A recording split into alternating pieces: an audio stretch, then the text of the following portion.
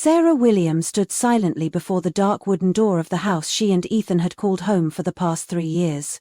Every corner, every brick, was the result of long evenings of planning, heated discussions over the smallest details, from the type of wood used for the floors to the lighting fixtures in the living room. But now it was no longer hers. The house she had poured so much love into now belonged to Madison, Ethan's 26-year-old mistress. Paras and her eldest boy, Ethan, and the bitterest part?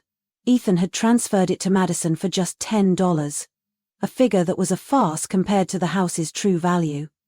Sarah had never thought that at 38 she would have to start over like this. As a real estate attorney, she knew the law, the procedures involved in buying and transferring property. But that hadn't prepared her for this moment. For the man she'd loved and trusted for 15 years to betray her so brutally. She took a deep breath, trying to stay calm as she watched Ethan pack up his things. His face was smug, as if he'd won the whole thing. "You can't do this," she said, her voice much calmer than the emotions that were welling up inside her. Ethan shrugged, continuing to pack his clothes into his suitcase, not bothering to look up. "Actually, I can. The title is in my name, remember? You're always busy with work, and I take care of everything related to the house." Sarah clenched her keys in her hand. She had trusted Ethan. She had thought it was reasonable to let him handle the paperwork, since he was the one who had personally overseen the construction. Meanwhile, she spent most of her time at the law office, handling deals big and small. But that trust now felt like a knife in her heart. She looked at him, trying to control her anger. "So you just gave her the house for free?" she asked, her eyes never leaving Ethan's every move, searching for any sign of remorse. But there was none. Ethan smiled faintly. "The transaction was perfectly legal. You're a lawyer, you know. As long as there's value, even if it's $10, the transfer is still valid." Sarah chuckled, but it wasn't a happy laugh. Ethan might think he had won. He might believe he'd gotten rid of her easily, that she'd just walk away without being able to do anything. But he was wrong. Little did he know that he'd just made the biggest mistake of his life. Sarah looked at Ethan. Her eyes no longer filled with hurt or anger, but with a knowing calm. She knew Ethan thought he had won. He thought that taking the entire property and transferring it for $10 was the perfect plan. Cutting all ties with her and letting Madison enjoy the fruits of what was rightfully theirs. But what Ethan didn't know was that Sarah had never been the type to be fooled, and more importantly, he had been careless. Sarah didn't say another word, just turned and walked out of the house, leaving Ethan to his arrogance. As she drove back to her law office, her mind was racing. She had read through all the paperwork related to the house, and in a flash of insight, she remembered something important. There was a clause in the construction contract that Ethan had overlooked. As soon as she got to the office, she closed the door and took the house's documents out of the filing cabinet. She spent several hours going through each page. And then she found it. A special clause in the construction contract, a common rule for custom homes in their area. If any sale or transfer occurred below market value within the first 5 years, the county tax office would automatically reassess and impose additional taxes.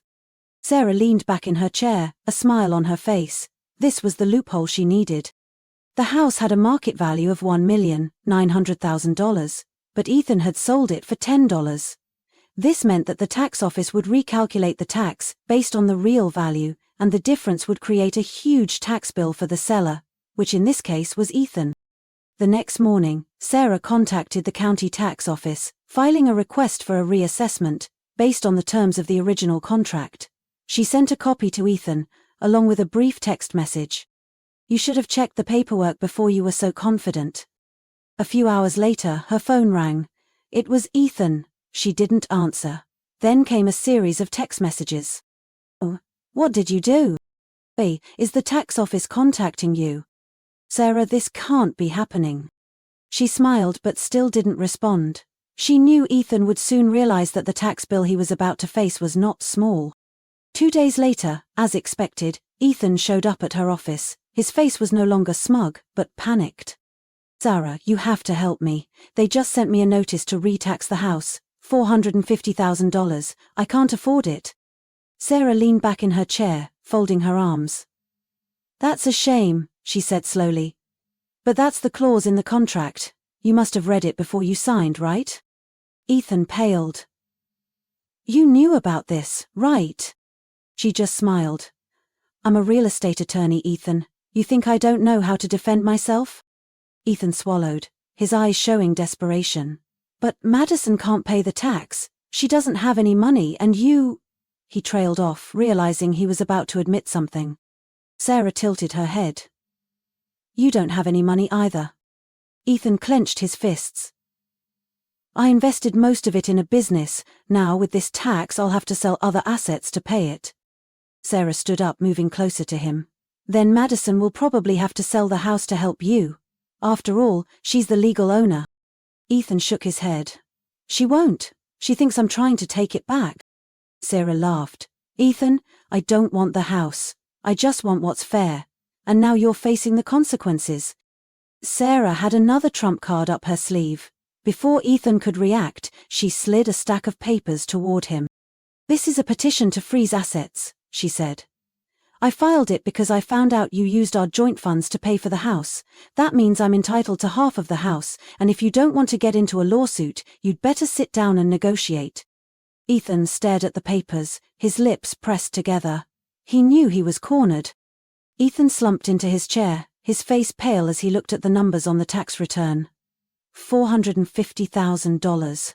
A huge sum he couldn't afford to pay right away. He'd thought he could easily get Sarah out of his life by giving the house to Madison, but now he was stuck. Sarah watched him with a calmness that was terrifying. She had loved him, she had trusted him, but now Ethan was just paying the price for his own greed. Sarah, Ethan spoke, his voice hoarse with tension. Can you withdraw the lawsuit? I'll find a way to get your money back. We can settle this without going to court. She leaned back in her chair, folding her arms. Settle? She raised her eyebrows. What do you mean, give me my money back? But Ethan, if I remember correctly, you transferred most of our joint assets into separate accounts, right? Ethan stiffened. You investigated me? Sarah laughed, a cold laugh. Do you really think I, a real estate attorney and financial expert, couldn't find a trace of the money you've been transferring? I've collected enough evidence to show how you've been slowly siphoning money from our joint trust fund in preparation for your plan to abandon me. Ethan's mouth fell open, but he couldn't say anything.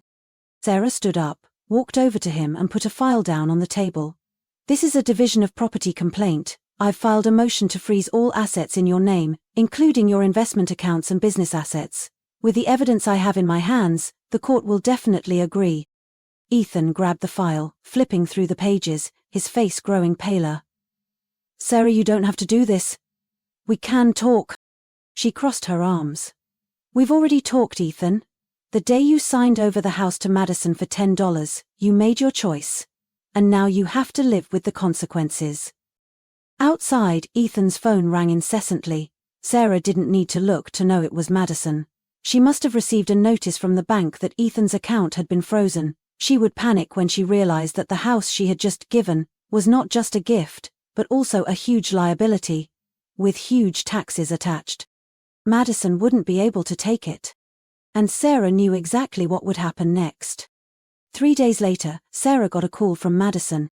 Sarah, I need to talk to you. Madison's voice was shaking. Sarah looked at her watch. It was only a matter of time before she came to her. What are you calling me for?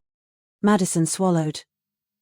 I can't keep this house. I can't afford to pay the taxes. And Ethan, he told me to do it myself. Sarah stifled a laugh. Of course Ethan would say that. When he realized he couldn't save himself, Madison would be of no use to him. What should I do? Madison asked, her voice tight. Sarah thought for a moment, then said slowly, You have 2 choices. 1, you try to get the money. Find a bank loan, beg Ethan for help, or take the loss. 2, she paused to let Madison absorb what she was about to say. You sell the house. Madison took a deep breath.